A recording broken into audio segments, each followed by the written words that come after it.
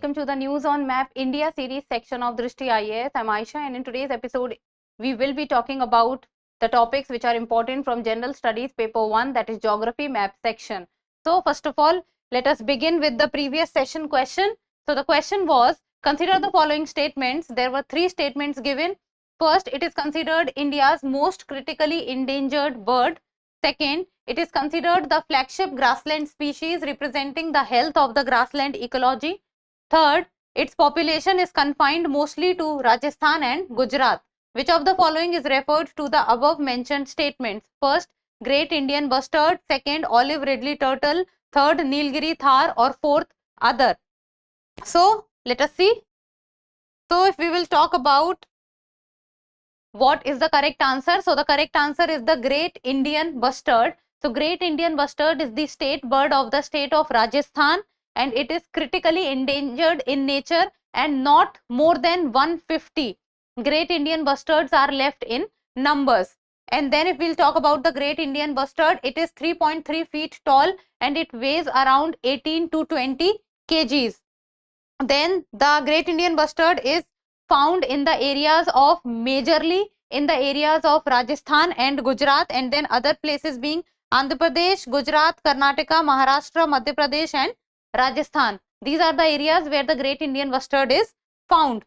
Then if we'll talk about the bird, then the bird is basically killed or poached for its meat in the regions of Pakistan. Then threats to the Great Indian Bustard are, then you can say transportation and power lines. So many a times it has been observed that they, while trying to fly, they tend to come in contact with the power lines. And then human institutions and disturbances and invasion and other problematic species. So the invasive species also causes a problem. And then the GIB is among the heaviest birds that can fly.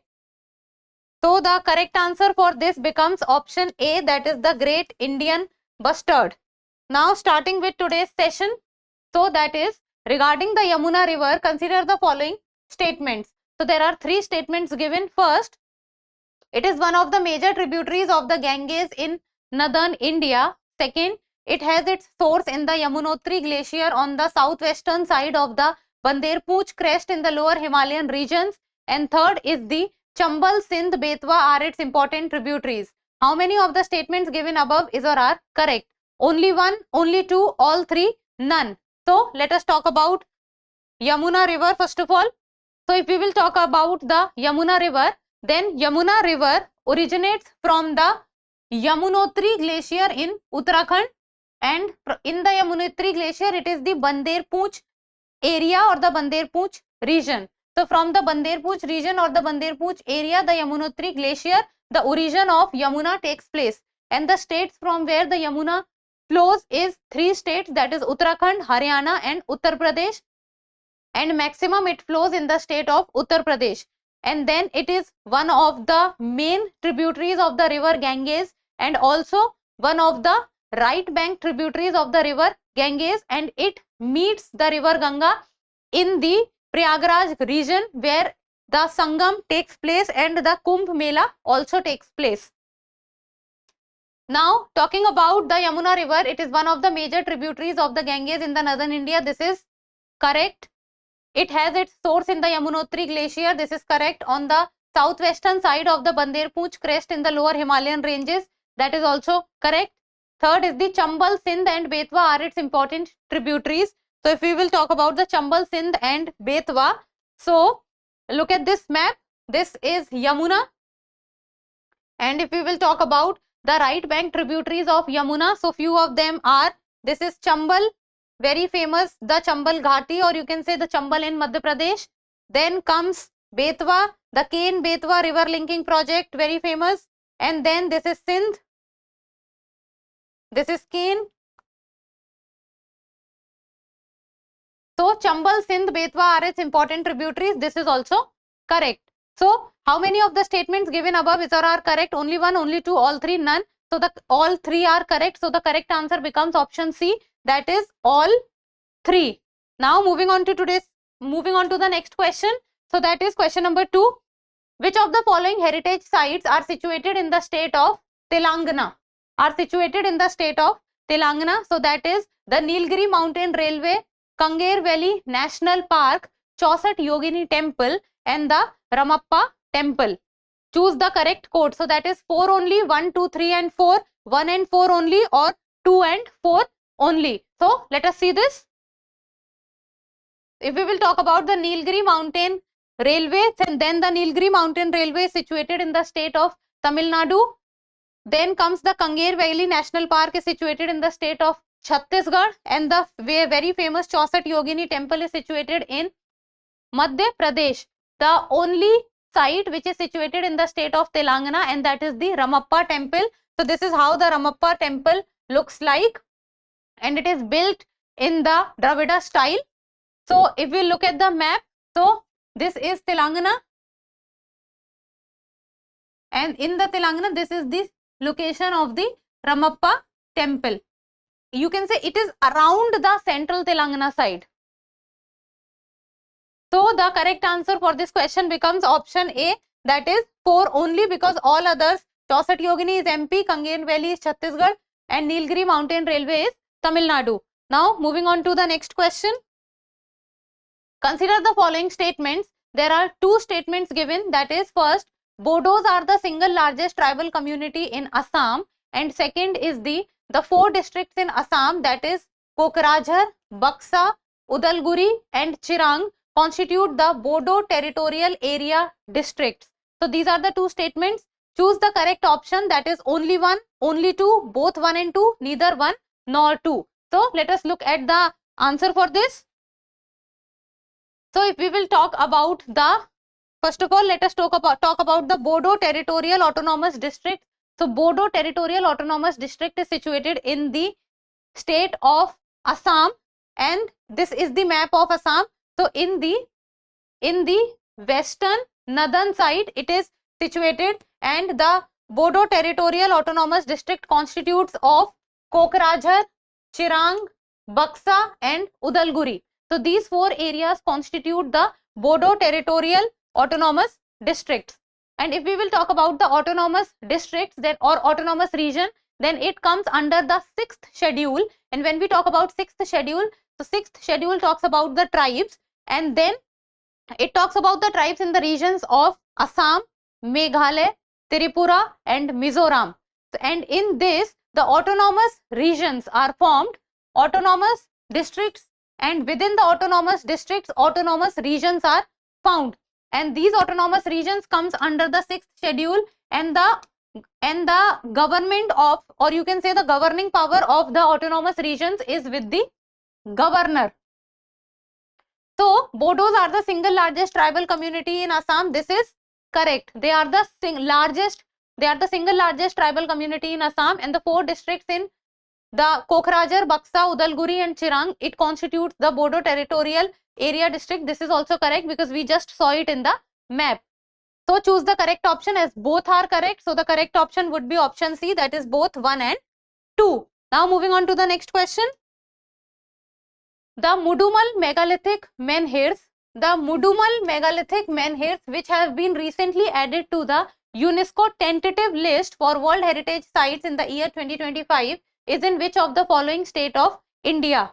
Telangana, Kerala, Gujarat or Assam. So if we will talk about the Mudumal Megalithic Menhirs, then it is situated in the state of Telangana, and this is how it looks like. So this is the image of the Mudumal Megalithic Menhirs. So first of all, the Mudumal Megalithic Menhirs in Telangana. So it is situated in Telangana. They have been added to the UNESCO tentative list for the World Heritage Site in the year 2025. And what is a megalith? So megalith is basically a large stone which is used in prehistoric structures, serving as either a burial site or a commemorative monument. So either a burial site or a commemorative monument. Then menhirs in Europe date back to 7000 before present, with the Grand Menhir in France being the tallest. Then originally 20.6 meters high. So this becomes very much height. Then what is menhirs? So menhirs are large upright stones So you see large upright stones. So these are large upright stones. They are basically tapered at the top. So they are the large upright stones tapered at the top, erected by humans. And if we talk about Mudumal's menhirs, they are India's oldest menhirs. They are India's oldest menhirs. So the correct answer for this becomes option A, that is Telangana. Now coming on to the next question. So that is question number 5. So it talks about, consider the following statements about Auroville. So it says, consider the following statements about Auroville. So there are 3 statements given. First talks about, it is an experimental international township in South India in Tamil Nadu near Pondicherry. Second, UNESCO had endorsed the project of Auroville through 4 resolutions in 1966, 1968, 1970 and 1983. Third, the township is under the administrative control of the Ministry of Education since 1980. How many of the statements given above is or are correct? Only 1, only 2, all 3, none. So let us talk about this. Okay, if we will talk about the Auroville, so it is basically situated in, you can say, Puducherry. So in India's map, the location is, this is the location, Tamil Nadu. Then if we will look at the image, this is how the image of Auroville looks like. And then Auroville, the practice that goes on there is exploring alternative ways of living, working and being together peacefully. It is a place where exploration for an alternative way of living, that how one can live with an alternative way of life which is peaceful. Then it is founded by Mira Alfasa.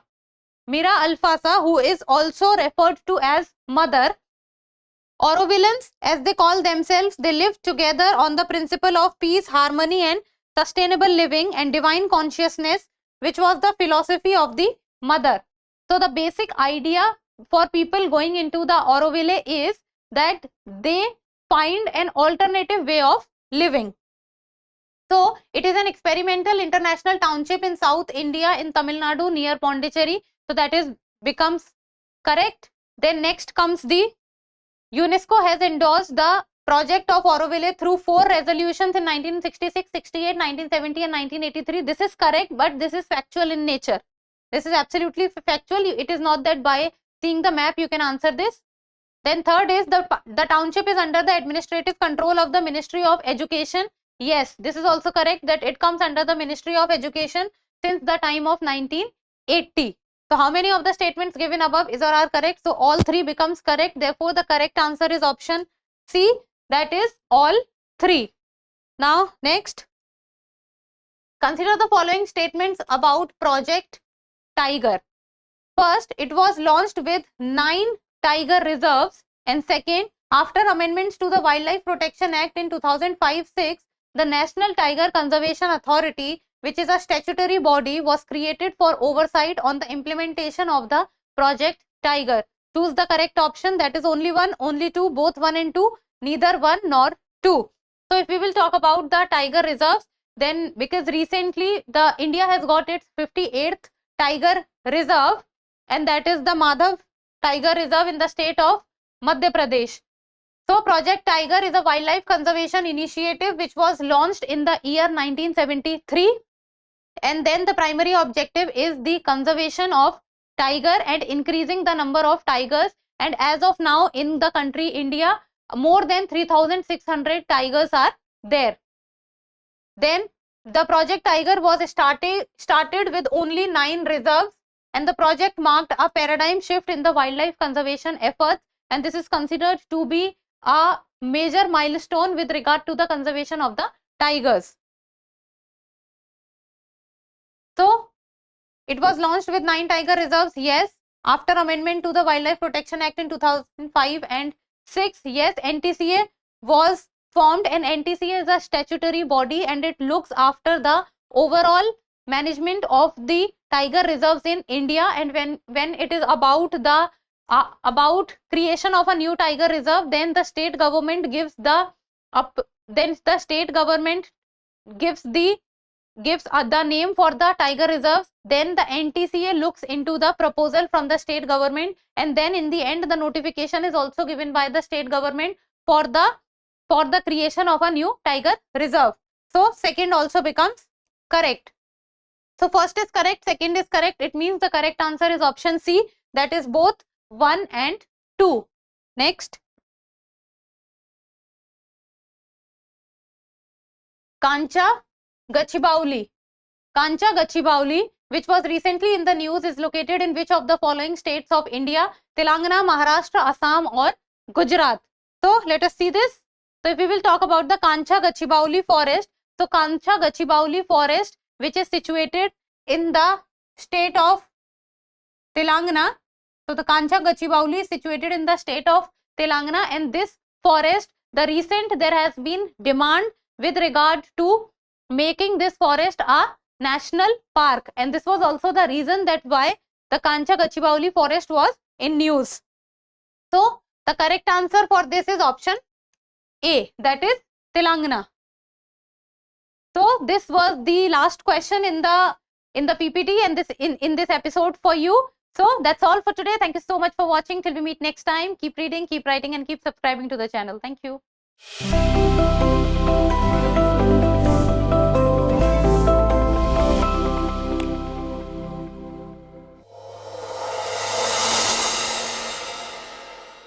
For more informative content, like, share and subscribe, and do not forget to press the bell icon to get the notifications.